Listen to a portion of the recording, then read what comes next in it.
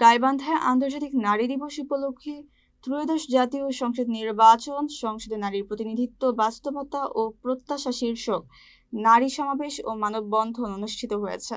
দুর্বার নেটওয়ার্ক গাইবান্ধা, নারী পক্ষ, ওয়েভ ও পিএফজির যৌথ উদ্যোগে শনিবার বেলা 11:30টায় পৌর শহরের আসাদুজ্জামান স্কুল অ্যান্ড কলেজের সামনে এই কর্মসূচি পালিত হয়।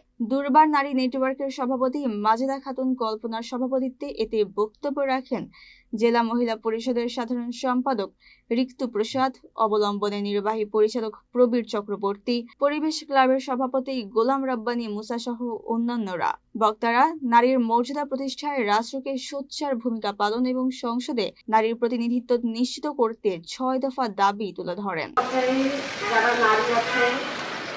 সকাল থেকে এবং নারীদের যে সম-অধিকার এটা আসলে আমরা ফিরিয়ে পাবো না। সেই কারণে পুরুষদেরও আসলে সমানভাবে সচেতন হতে হবে, এটা পারিবারিকভাবে সামাজিকভাবে আরো যোগদান করতে হবে। নারী সোচ্চার হতে হবে, নিজের দায়িত্ব ক্ষমতা নিজের সম্মান নিজেকেই নিতে হবে।